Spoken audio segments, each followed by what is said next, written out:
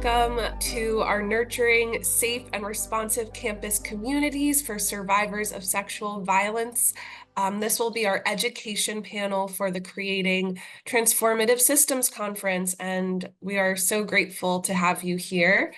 My name is Natalie Akel. I use she, her pronouns, and I am the prevention specialist at NJ CASA, the New Jersey Coalition Against Sexual Assault.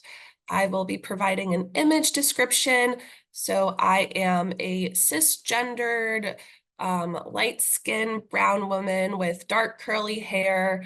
I'm wearing a black turtleneck, and I have a blurry background behind me with some blurred paintings of various sizes. Our panelists, would you like to give your image descriptions? And then I can go into our introductions. Hello, everyone. My name is Sarah Colome. I use she, her pronouns as well as Aya.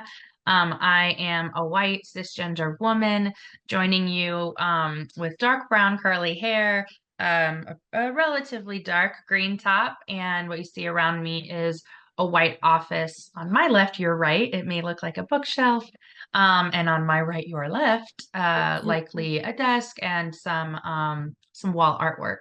Very excited to be here with you today. Tanji, would you like to go next? My name is Tanji Reese.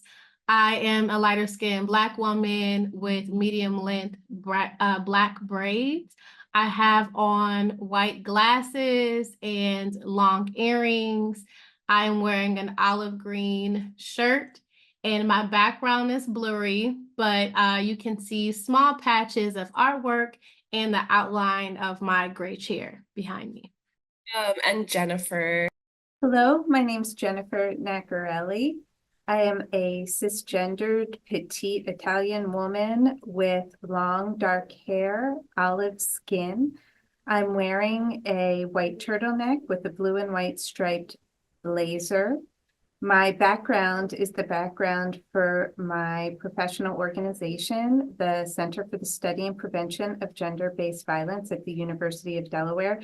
It's navy blue with the UD logo and white writing. Thank you so much for each and every one of you for being here. And before we move into our questions, I'm going to be reading a short description and introduction of our panelists today. And so we'll start with Jennifer Nacarelli. She is the Associate Chair and an Associate Professor in the Department of Women and Gender Studies at the University of Delaware.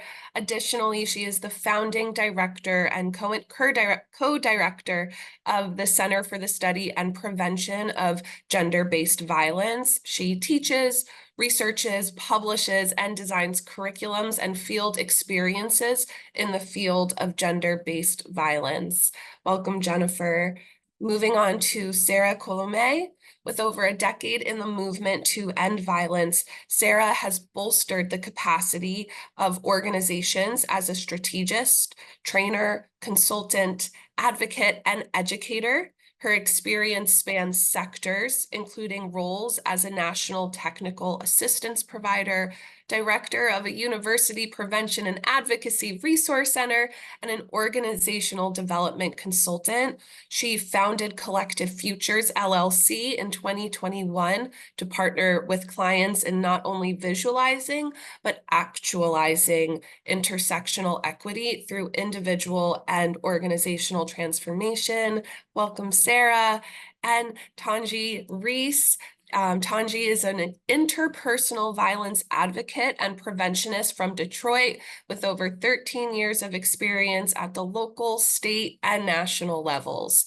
Inspired by Black feminist thought leaders, she has a mission to center wellness and healing in prevention while being grounded in an intersectional approach. With this mindset and a wealth of passion, she founded her organization 1124, which aims to prevent interpersonal violence by providing youth education and capacity building for adults. Awesome. Welcome. Thank you. Honestly, this is a privilege to be hosting this conversation. I'm so excited. So we will be going into our questions now. Our first question will be directed towards all the panelists to answer. We know that sexual violence and harm rooted in oppression are prevalent on college campuses.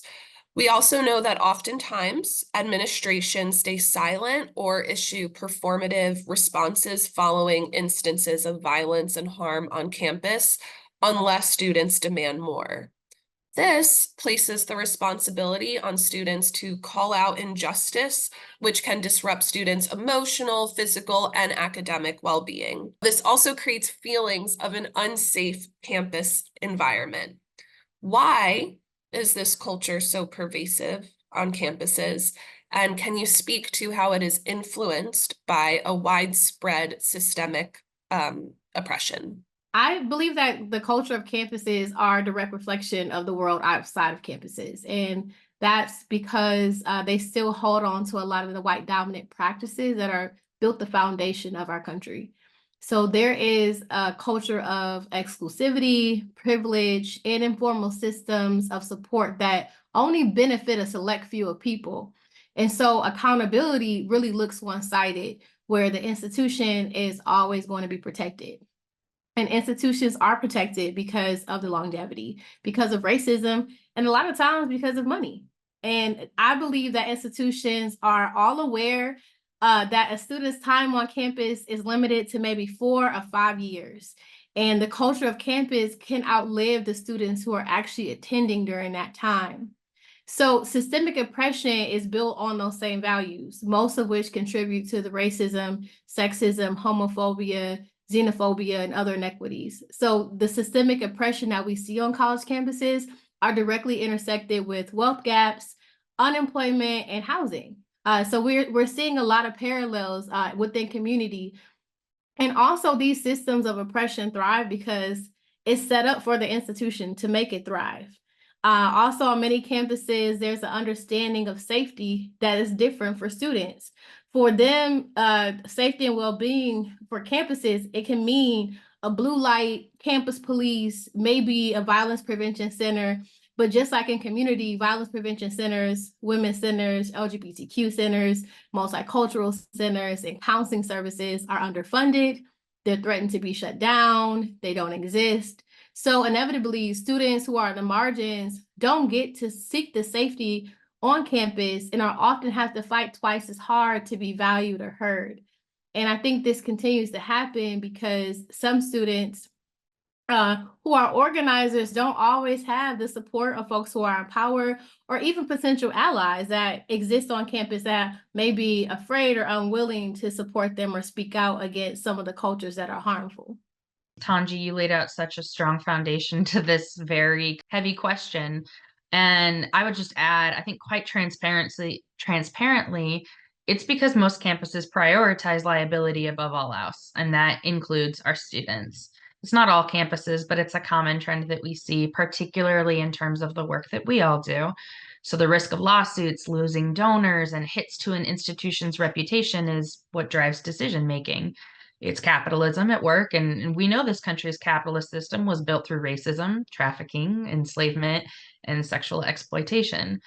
Institutions of higher education aren't separated from that history, as Tanji laid out. So these institutions also weren't established for or with marginalized students in mind, and particularly students of color. We see this through the posturing, lack of accountability for individual or system-based harm.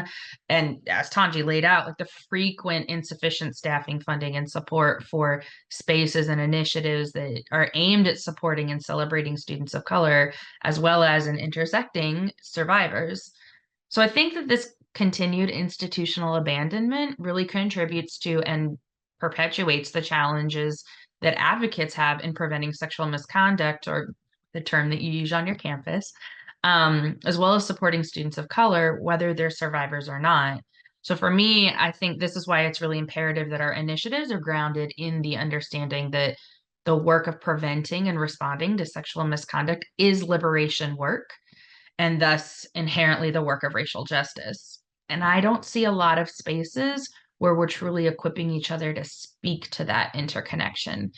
And many times we're punishing the ones who speak up or weaponizing the language of liberation and intersectionality.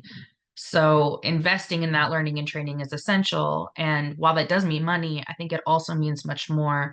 So thinking about cross-training, deep partnership, and mentorship, because the premise of keeping us separated and making these siloed initiatives and siloed movements for justice is just uplifting that system of oppression that you're asking us about now.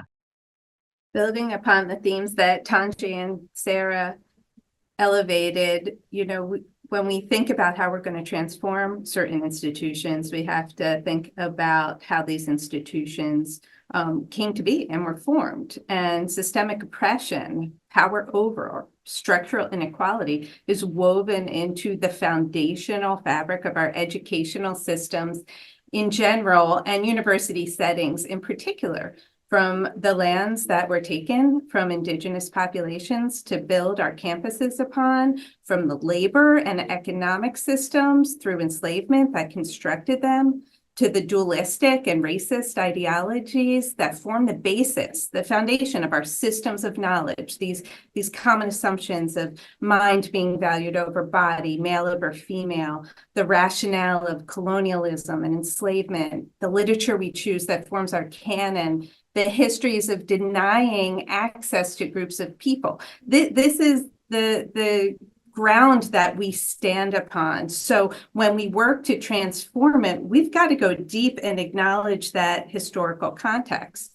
I think Tanji summarized beautifully how the campus is a microcosm of broader society. That's another factor at play. We know that these forms of oppression, such as sexism, racism, sexual violence, they're probably going to be experienced more acutely, or at least be more concentrated and potent in this setting. And we also have to remember as we go to transform that these institutional settings really vary greatly. It's difficult to discuss college in general or university life in general. Are we picturing a small liberal arts school or a massive R1 state school? Are we in an urban, rural, commuter residential environment? Different communities have varying mechanisms for both prevention and for response. So environment matters greatly in terms of opportunity, prevalence, institutional response to violence and harm. And the question at hand is how to ensure that the foundational priority of anti-oppression, the foundational priority of safety and anti-violence is sustained despite these shifting contexts, these shifting capacities and resources for our young adults. And let's not forget about young adults. They are in a particular developmental phase of life where identity formation is crucial. They're exploring, they're making choices, they're defining their sense of self, their place in the world. They're building this sense of self and new identity by responding to or integrating the cultural norms of their given context. And that context, as we already laid out, is fraught with conditions of inequality. Also, in this developmental phase, we see a dominance of groupthink, of risk-taking behaviors. And that groupthink is really related to the tolerance and the acceptability of sexual violence that's informed by the gender norms and racial bias, past experiences of privilege and trauma that the students bring with them here. So this is where early interventions, such as comprehensive sex education, inclusive and historically accurate curriculums, they're crucial to what the folks are bringing with them to this space. So, this is a location that's steeped in inequality, but to do the work, I really believe it's a location for great hope and has great potential for transformation. And we can access emerging thinkers and their solutions here, but we've got to build in the diversity, the representation, the voice, and cultivate a sense of belonging if that hope is ever going to be realized. Jennifer, you shared something that I was really grateful that you talked about the diversity of different kinds of campuses. And so thinking about the question you asked us, Natalie, I'm also thinking about our HBCUs, our HSIs, and our tribal colleges. and how, while related, some of these experiences around oppression might look different. Obviously, there are still marginalized populations within those campuses, but those campuses in particular are also susceptible in a different and deeper way to oppression and systemic oppression at large, in the ways that those universities are or are not supported financially or otherwise. And I think we're seeing that right now in a national context, in particular states where those universities and colleges are really being targeted, both right now, and we're seeing the pattern of systemic lack of investment, whether that's funding, advocacy, or otherwise. And so I know for me, it's always something I have to remind myself is, we can't be centering whiteness, so it's not just PWIs, but also thinking about how oppression lives within, as Tanji was saying, like within the institution as a reflection of the community, but it's also the systems that feed into these institutions that are directly related to the power and control that I'm pretty confident that we're all committed to addressing. That moves us really well into our next question, which is first directed towards Tanji. On predominantly white campuses, BIPOC, Black, Indigenous, people of color, BIPOC students may not feel a sense of belonging or connection to campus violence prevention initiatives. Could you share some insights into the methods and approaches you have employed to engage BIPOC students in dialogue, healing, and community building around sexual violence prevention? Yeah, and I just want to say too, from the last question, thanks again, Sarah, for uplifting HBCUs and other culturally specific institutions that have often been underfunded and undervalued.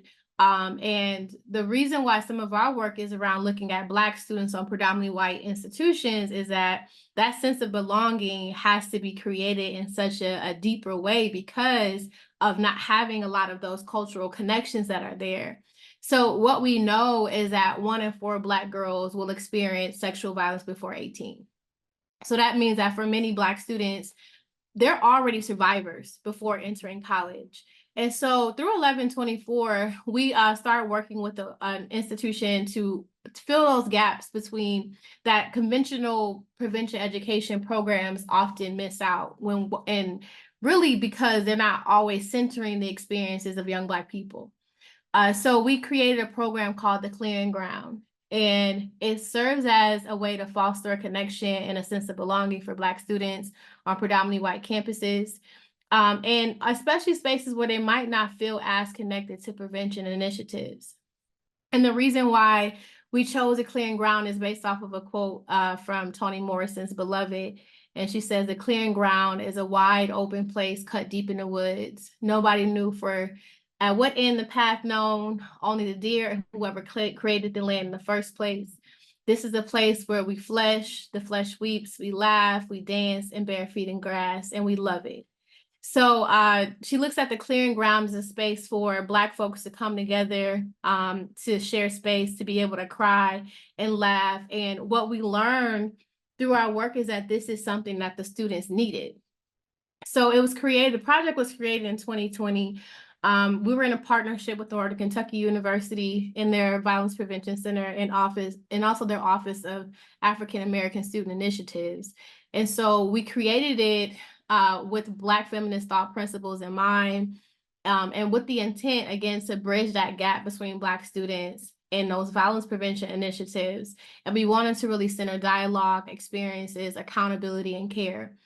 When we started and we learned is that a lot of Black students had experienced violence. About 25% of Black students had experienced sexual violence or relationship abuse on their campus, or they had a friend that did.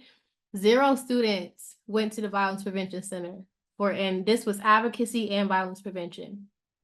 So the center was very aware, like, we know that this is happening with Black students and students of color, but nobody is really coming in here.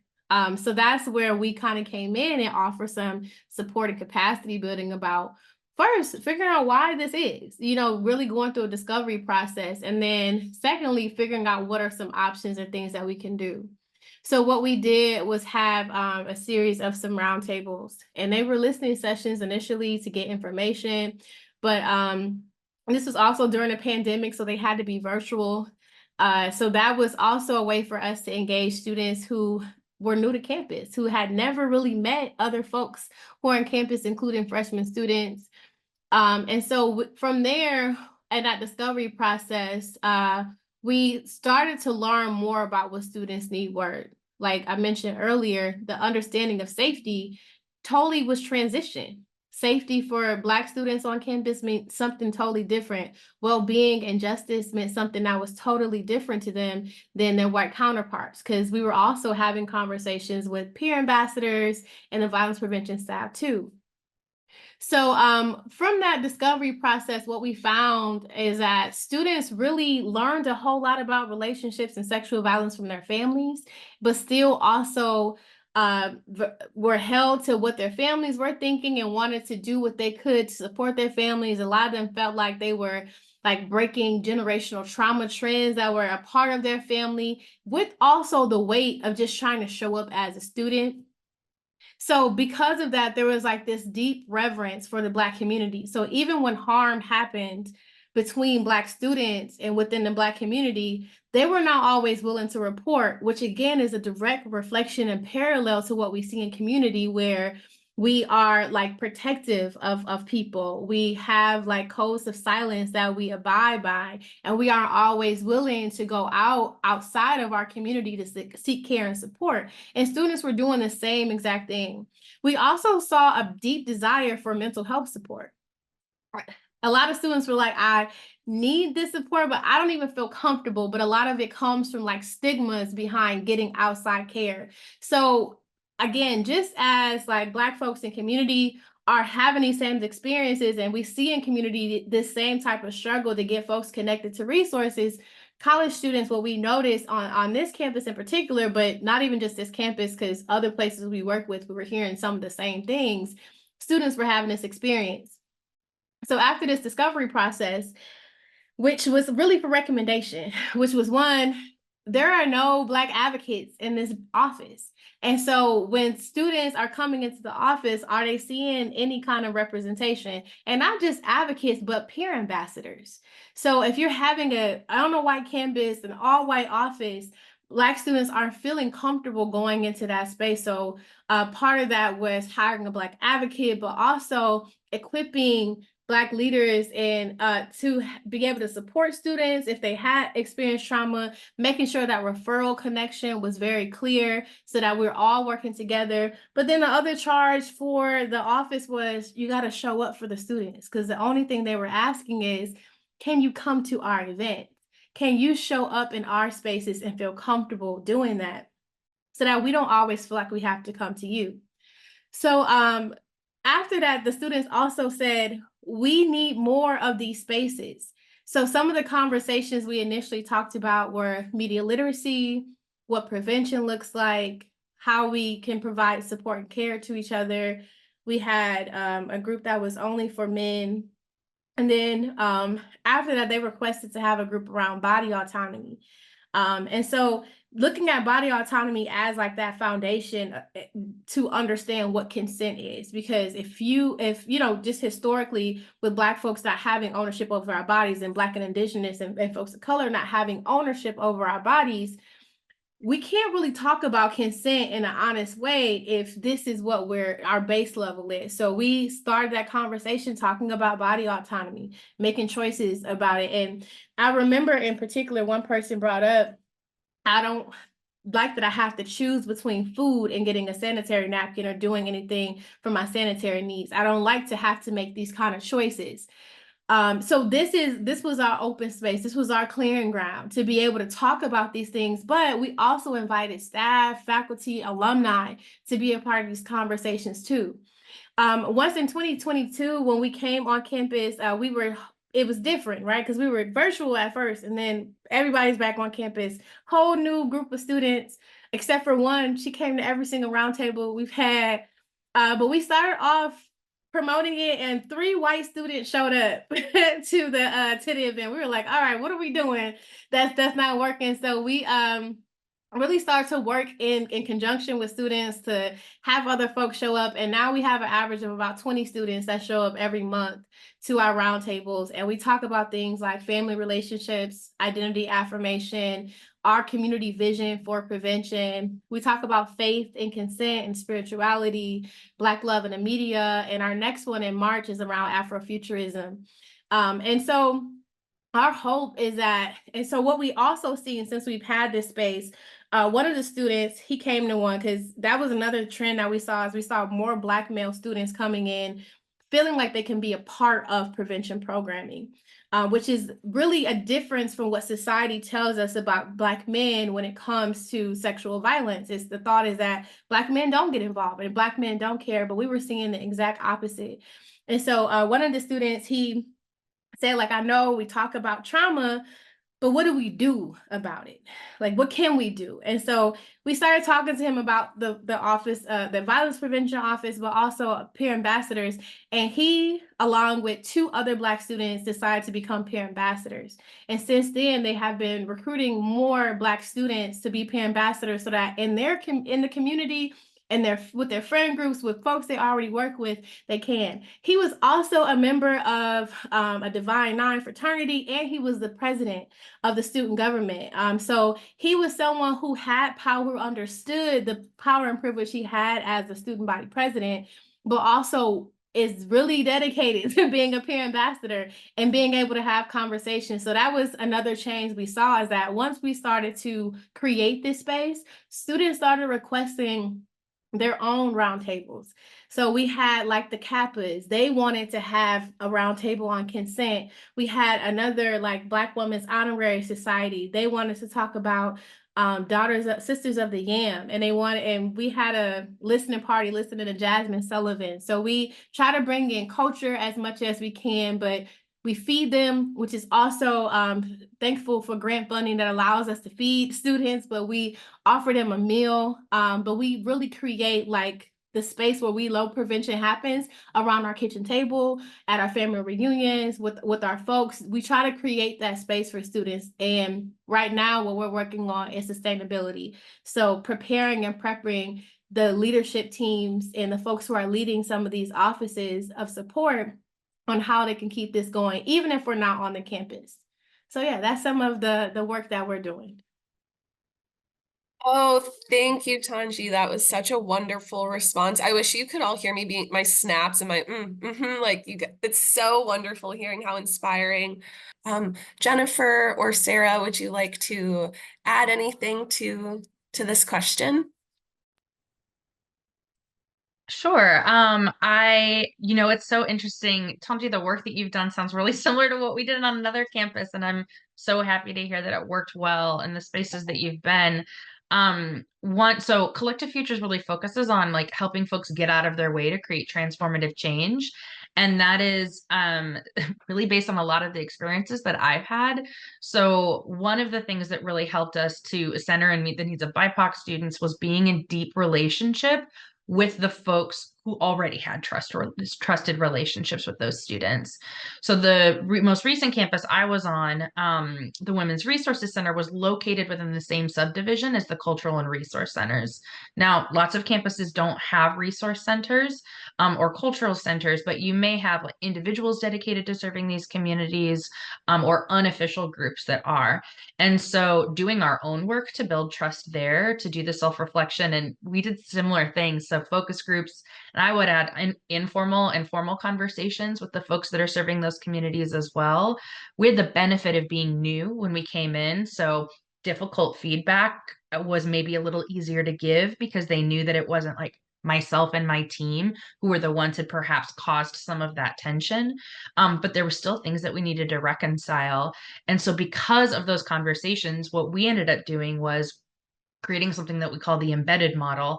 And so in very close partnership primarily with the La Casa Cultural Latina at the University of Illinois. And then later we expanded to the Bruce D. Nesbitt African American Cultural Center. We created this model to more strategically meet students of color where they are. So in our experience at the campus that we were at, people had trusted relationships with individuals in the resource center, but not necessarily the prevention and advocacy program at large. And so what we did, and it's much more detailed, but essentially we worked with these folks to create truly embedded relationships. So kind of stepping beyond the, hey, we come in once a week and we sit at a table, and if you have a question or you need a bag of condoms, you can come up and get it. But regularly being in this space. And that meant everything from informal conversations about sex and dating and family and anything else that was going on with students to more formal partnerships.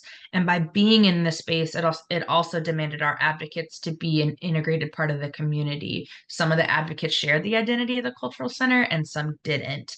And so that also put a lot of responsibility to self-reflection, unlearning, coaching, and supervision. And one of the ways that we did that so that it wasn't taking space that taking unintentional or intentional space that wasn't ours was from the beginning working with those cultural centers to recruit, interview, hire, onboard, and to some extent some shared supervision and accountability to make sure that the presence there was contributing and not detracting, and not taking space but contributing to the space. I'm just so encouraged by the focus on the context of discovery, because that's really what higher education is all about. And all of these techniques about formal and informal listening sessions, the absolute requirement to build trust over time to enable that discovery to take place. It's just the heart of what an institution of higher learning should do.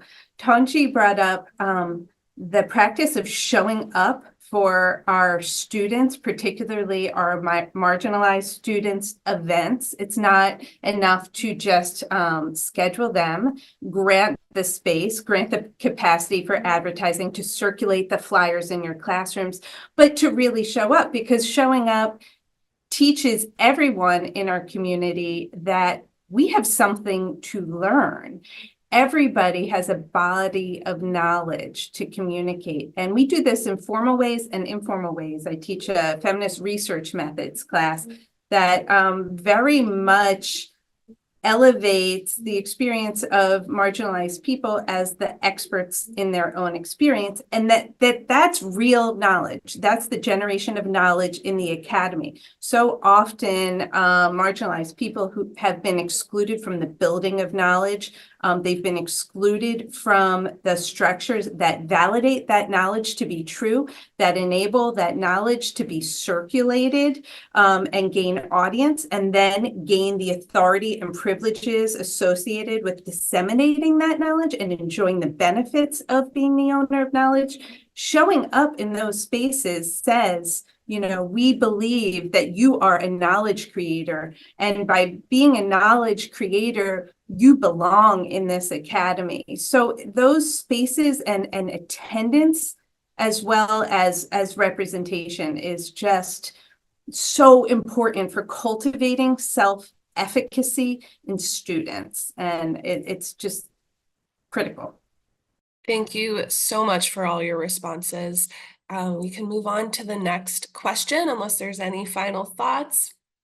So Sarah, how do you operationalize non-performative, student-centered policies and practices in the context of responding to sexual violence? What efforts need to be taken to better support survivors? And what does transformative accountability look like on campuses? A few of the things that come up for me is authentic student-centered approaches really requires intention, self-reflection, and emergence. I think that the concept of student-centeredness is still something that gets weaponized a lot. We say that we do it.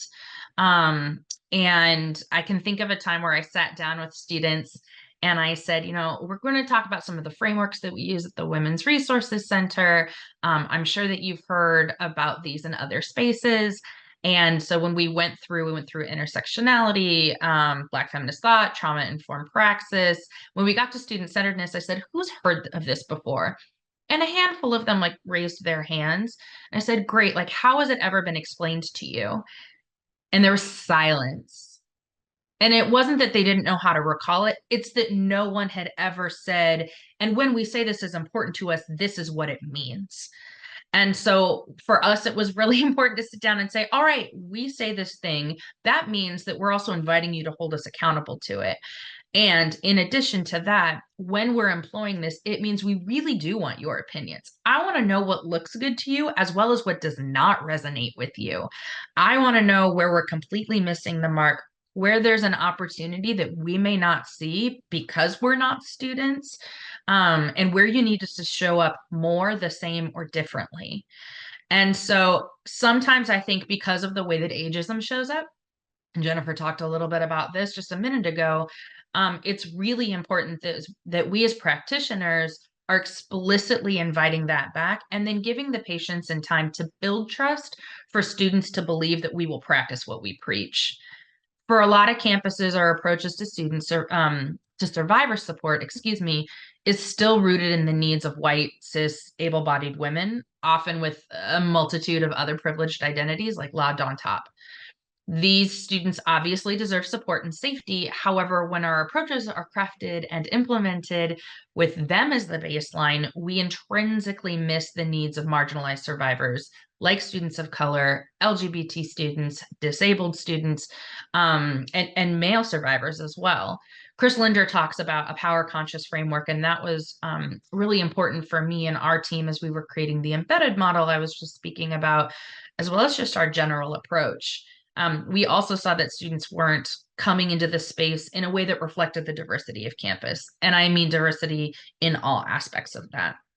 So for us, it was important that we addressed that. And I think in general, as a field, our prevention and advocacy work must truly start from an anti-oppression lens if we want to better support students and not just be an add-on at the end of our design. Okay, we created this thing based on the general knowledge that we have. Hey, Black students, does this look okay to you? That's not being student-centered. And so thinking about how we need to redesign our own processes to really be centering the students that we say that we want to, let alone students in general, because oftentimes policies and response processes are rooted in what I was saying earlier, are rooted in liability. And we need to comply with law, but we also need to be thinking about how are we still making sure that students are getting what they need? And then the way that we create policies and processes isn't meeting the needs of the folks that those laws were theoretically created for in the first place. So practically, that often means that we need to decenter ourselves, which is easy to say and often hard to do. And you may, like I said earlier, need to prove that you're going to practice what you preach before students are willing to believe it. So for example, like how are we relaying what role students are going to have in terms of decision making? If we have them sit down and look at something, if we have them sit down to talk to us about what it is that we need, or the ways that policies and processes are either confusing or not working, are we planning on doing anything with that? Or are we having the conversation to say we had the conversation? And operationally, that means that meetings might need to be at non-traditional times and places. We might need to get out of our own way and decenter ourselves and be creative, because students aren't going to come to an 8 a.m. meeting. And anything at night on a Thursday through a Sunday, like good luck with that. Sometimes it happens, but especially if it's a meeting where we're not outlining like, this is why it's important that you're here, and this is how we're going to make sure that we actually respond to what you're saying. It's performative. It's not actually centering their experiences and getting out of our own ways. Because ultimately, not listening to those students, we're going to be putting all of this work into adjusting perhaps a new federal policy or creating a prevention initiative that doesn't land, that we get maybe 2 people to respond to, and then we get frustrated. So again, where are we starting? And privilege also shows up in which and how students are able to participate.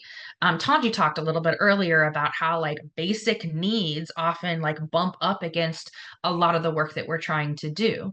So what efforts are we making to broaden our reach and partnership beyond the students who are easier to access, who have the privilege to not have to worry about their basic needs, about where they're going to get food, about, well, I'd really love to be involved in this, but I have an internship and 3 part-time jobs because that's the only way that I can pay for school, let alone support the family that they may need to be supporting, or any other multitude of basic needs that they need to cover, because they don't have the same level of privilege as other students. So are they involved at the start rather than for a final sign-off? And since we're going to be facing some new policy changes, I really urge folks to be thinking about um, having students as a very concentrated part of that process. So, for example, are your policies buried in unnecessary legalese? Is there a way to still meet what you need to do and make it easier for folks to understand? And then also, where is the primary information students need? So, are you burying at the bottom of a policy where confidential resources are? Are you even clarifying the difference between Title IX's confidentiality, advocate confidentiality, and community advocate confidentiality, if you're privileged enough to have all 3 of those resources? How are we making that clear? Because if the policy is really there to outline how to access things and the steps to take, the people we're creating them for need to be able to follow that. I want to give a chance for the other folks to talk, but I want to talk really quickly about transformative accountability, because I think that's a really important question that you raised. Transformative accountability really calls us to look beyond a carceral approach and embrace a relational accountability to create something new. I think it's important that we're distinguishing between restorative and transformative justice, or accountability, even though they're intrinsically connected. Our approaches to transformative accountability have to keep in mind that we're still working within those structures we talked about at the beginning that will inherently resist, water down, and perhaps even co-opt that approach. Now, there's some campuses that are really exploring different ways to incorporate restorative justice practices on campuses. And I think the next logical step is relaying this approach to non-institutional spaces. So to be frank, many communities of color already use these practices to some extent because they can't rely on our criminal legal system. But how can we intentionally build capacity in our communities to employ these practices, whether we're in the room or not? This really calls us to consider the community at large and not just where our campus boundaries end. So in terms of those approaches, what does education and engagement look like for those who are using harm? How are we connecting conversations about consent, bodily autonomy, and healthy relationships back to shared values? And are we centering the safety and well-being of survivors without discarding those who are causing harm?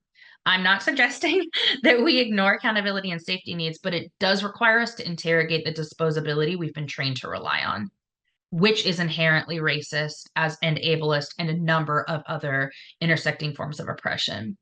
And furthermore, how are we equipping our educators and our administrators to have these conversations? We have to be able to hold the humanity of each other while we're calling for us to be the best versions of ourselves. I just wanted to add, because thank you, Sarah, for raising up too, just like the role of like police and security, and how sometimes those coordinated response teams are perpetuating some of the harmful oppression that students are experiencing on a daily basis. So disclosing something like sexual violence is not always helpful, but at the same time, some of the modalities around healing are often shunned. Like it's like a strong concentration on like talk therapy and counseling and advocacy, where that doesn't always work for certain students. So I think there also has to be some flexibility around what that supports for survivors look like that goes outside of some of the mainstream practices that we're used to. Yes, Jennifer, and then we can move right on. When we talk about student-centered initiatives, like the beautiful ones that Sarah described, and we think about things that are non-performative, this is something I grapple with. It's the problem of exploitation of our students. We're inviting them really accurate, based on my experience, accurate assessment of how to capture the feedback of the students and to elevate their voices in times and meeting patterns and structures. But the reality is we're asking them for the information we need and the energy and the time to transform the institution that they are a paying client of. And that comes at a very real cost. And I see this time and time again. When students are engaged in the protest of a particularly egregious moment in time, I see their attendance and their ability to pay attention to the obligations of their job and their coursework sort of suffer. And this is real. And then the campus institutional response is to engage them in listening sessions and to hear from the students and let them know their voices are heard. But the students aren't earning any compensation for that feedback. They're not earning academic credit for their feedback. This participation is not going to put them in a position to compete for jobs or graduate school or scholarships. Yes, it might inform an essay or content, but it's not institutionally based. So when we utilize students to transform the institution that they are a client of, we have to be really purposeful in how they get paid. Because be clear, this is a market. And they should be getting paid with academic credits. They should be getting paid with access to special experiences that position them for further access after graduation, instead of just extracting all of their labor and their energy and their mobilization to say, oh, we checked a box. So I'm very sensitive to how we utilize and capture student-centered feedback in a way that sets them up for further opportunities. That honestly goes right into your question, Jennifer, and I will read the last question as well so that we, after you respond, please feel free to unmute and share any final thoughts. So, Jennifer, how do campuses move beyond being reactive when incidents occur and move towards an investment in meaningful prevention and fostering a safer campus? How do we make sexual violence prevention and ending rape culture a priority for all campus stakeholders? And just to follow up, and I can put it in the chat, our final question, which you've all been speaking to, I believe, is what potential do college campuses have to be a source of change in the bigger picture of liberation from sexual violence? We need to make this fight against sexual violence, this fight against racism, we need to build it into all of the other current crises that are facing institutions of higher education. We can't pretend that our administrators and our leaders are going to elevate this problem unless they see how it's connected to all of the other problems that they are facing. So right now, we know that if things feel difficult to navigate in higher education, it's because they are. And we've got some real problems that we have to confront. We've got a general lack of public trust in the value of a college education. We have folks questioning if it's worth it. We have problems with affordability. We have problems demonstrating a return on investment. We have political interference with our curriculums. We saw this week clearly in the state of Florida, but we've got political interference with our majors, our minors, our programs, departments, our co-curricular programs. This has real implications for our anti-racist gender equity work. The reality is we are facing what we call an enrollment cliff. And everybody's talking about it. In 2026, just based on sheer demographics, we're going to see declining enrollments in higher education. What problems has that caused now? Well, now we're all preparing, right? And now we're over enrolling in preparation of the enrollment cliff. So this puts strains on housing. This puts strains on class sizes, on student services, on GBV services. We're still in post-COVID recovery. We're not done yet. We're facing real financial struggles related to that. We've lost a tremendous amount of momentum and institutional memory because of the layoffs that took place when we went into lockdown.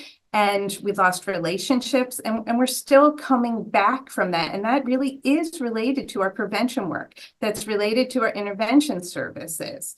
Now we've got a new one, and the rise of AI and its implications for how we structure our classrooms, how we quote police students, how we embrace it or challenge it.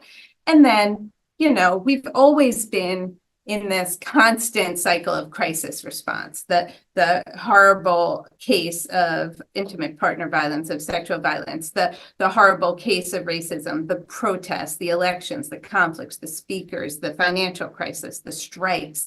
Okay, so this puts more structured plans like prevention work on the back burner all the time if we're always in a state of response. So what we've got to do is integrate the prevention work and these initiatives into all of the different challenges facing higher education. So I think that's one real way that we can respond to this really important historical moment in time, because I guarantee things are definitely going to look fundamentally different in a decade in our higher ed institutions. So we got to plan ahead with this prevention work.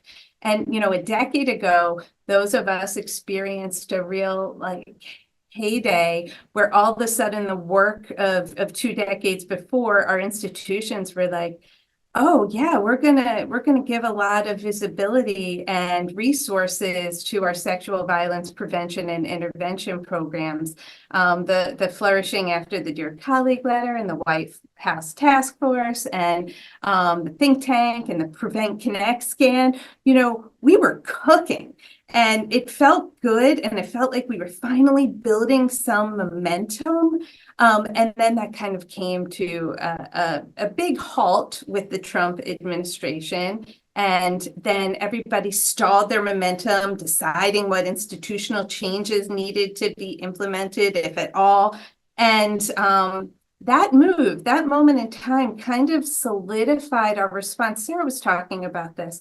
Our responses shifted from innovation and transformation to compliance and to legality, and that fulfilled the role of sexual violence prevention and intervention services. So we got to get out of this. We're still not at capacity, and we got to resustain the focus and respond to all of those higher ed contexts. So what do we do? I recommend that when we envision prevention work on a campus, we have to problematize the role of the stakeholder. The first step to most of our prevention activities is identify your campus stakeholders and engage them in the conversation.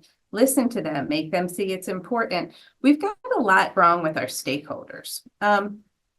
Many of them, it's not the prime function of their job. They see this as a distraction from the crisis response that flares up from time to time. Again, our leaders and our staff positions are experiencing high turnover and institutional memory. All of these trust relationships, many of them have been severed, and overemphasis on their part on compliance. Be real, a very real lack of expertise in trauma and gender equity and racial equity and what that means beyond these words. There's a fundamental lack of expertise on some folks who are charged with making decisions about this work. And our advocates are overburdened with the support services. They haven't really in general been staffed up, but they're the ones who have the expertise and often the institutional memory. When our campus leaders, when administrators are given decision-making authority over the advocates who actually do the work, we've got a problem. They're not given equal voice on par with lawyers and administrators, presidents, provost, deans, and the like. So when we talk about the stakeholder, getting them to the table is really just a real tiny piece of the work. I think I'm concerned with decision makers' limited expertise most of all right now. And I don't think that expertise is going to be cultivated and developed unless sexual violence prevention work becomes a primary deliverable for their positions. So it has to be built into everybody's workload obligations, and doing so in a way that doesn't stop at superficial compliance. So compliance brings some stakeholders to the table, but not with the expertise that they need. And then balance of power tips over to the admin and overshadows the expertise of folks who really know it. So we got to figure out ways when we're sitting at the table to distribute power and share power and expertise of those who have it. As I said, prevention must be a prime central deliverable to their role. And it's not just about creating this team, right? Somebody in charge has to charge the team. We need formal charges from our boards and from our presidents that says to their unit leaders and everybody under them. I know I sound like a bureaucrat, but we're talking about navigating a hierarchy here. And people have to be told it's part of their workload for them to care and for them to really invest in a deliverable that is sustainable. So central admin and unit leaders must issue a charge. They must declare it a priority, and we can help articulate why it's a priority in terms of all those other problems that the university system is facing. So the promise, I believe, of environmental situational prevention, it's really real and it's really exciting. But it has to come with a restructured campus workforce that is yet to be realized. So it's not about identifying and getting them there, but we really have to strategize about how we can convince them that it is in the stakeholders' interest, and use their sphere of influence to champion sexual violence prevention. So we really can't ignore this. And I think that's the next step to sort of implementing in the bureaucracy of higher education these amazing, promising principles of situational prevention. So much, Jennifer. And we somehow are at the end of the panel, but before we close up, I do want to give Tanji and Sarah a chance to respond or share closing thoughts. So many things to say, but I'm three kind of like final thoughts that I want to leave folks with. And I know we're going to have a Q&A as well. So happy to expound or be a thought partner for any of these. I'm merging the two last questions. So thinking about the role campuses can have, we have an immense amount of resources, and the movement is not just on our campuses. We are seeing crisis centers shut down across the country because of VOCA cuts. And so thinking about the unique ways that institutions can be showing up for the community partners who make our work sustainable, thoughtful, and are often the ones who are helping to train us to use the lenses that we need to live our values. How can you be showing up financially, space, capacity, staffing, literally showing up, as Tanji was saying earlier, for both students and campus community partners. So thinking about the different resource sharing that can be activated. There is money in institutions. It's about whether we want to find it and use it. It may not be located in the centers that are doing this work, but we know that funding is there. So it's about leveraging the importance of that and how it ties back to our shared mission. The second thing is that coalition building, and interrelated, coalition building is critical if we want to see an end to sexual violence on an institutional and societal level. This means tying intention through a shared mission, framing the goals of a department or person that you want to work with your goal of ending sexual violence, preventing and supporting survivors once they've experienced harm. That also means that in other cases, we may need to be outlining why sexual assault is a hindrance to them achieving their mission. Sometimes the buy-in is, we have a shared goal. Sometimes the buy-in is, you're trying to get here. This is a barrier you're not recognizing, and I'm here to help you do that. I'm here to help you address so that you can achieve your mission and goal of why you're here in the first place. And then the last thing is that we're really at a critical point for campuses to decide if prevention and response is about compliance or about creating safer and healthier spaces. Investing in prevention, in addition to being about safety and well-being, is about academic excellence, is about retention, and is about innovation. And we need to be framing that for the folks who haven't been invited into spaces to be able to make those connections. Yes, we want safer and healthier campuses for our students, but by supporting the work of prevention and response, we are able to better create educational environments for academic excellence, for thought leadership that changes the world, and for retaining the students from diverse backgrounds who contribute to strong, healthy campus communities and further innovative thought that we wouldn't otherwise. Just to add more to what Jennifer and Sarah mentioned, the buy-in for leadership is this common thing, and really, again, redefining what safety and well-being means for all students, especially students who are on the margins. I'm also thinking too, like investing in campus violence prevention programs and providing job security. So many centers are applying for grants, just like community organizations, and moving in a real grassroots kind of way with finding funding, being creative with funding, where institutions have the capacity and resources to support these programs.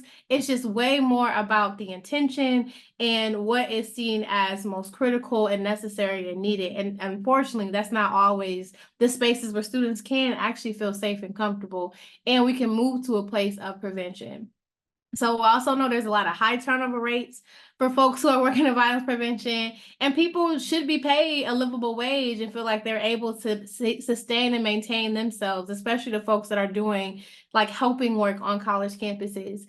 But I also believe that campuses are full of future prevention educators, advocates, and other folks who are working in this movement and have the potential to do work in this movement. And we can frame our work and the work that we do as necessary, viable, and worthy. I remember talking to some students after doing a film screening of I Am Evidence, and we were talking to nursing students about being forensic nurses and knowing that this work that we do, this movement work, is going to be constant, and we need more people to join us. A lot of us are moving, we're going to eventually move away from this work. We may not see some of the changes we want in our lifetime, but we can still offer students some preparation in the meantime. And already college campuses are a space where students, staff, and faculty are critically thinking. This is a space where we can look at root causes, we can start to put things into action, we can embrace creativity. And some of the biggest movements that we've seen have happened on college campuses. So I think about the Kent State protests, about the A&T Forest sit-ins in Greensboro, North Carolina. I think about the creation of SNCC, but also movements to end sexual violence on campus. It is already happening, and students have always been in this process of being activists. And the best thing that we can do is welcome in students into the movement, amplify their voices, pay them, like Jennifer said, and also make their work be seen as part of a greater movement. So that is some ways I think that we can not rely on the master's tools in a lot of ways, but also organize with students and give them some tools for them to organize themselves. Wow, thank you so much, Jennifer, Tanji, Sarah. This has been such a great conversation, and there will be a Q&A afterwards that's live, so please stay on. And yes, thank you again so much.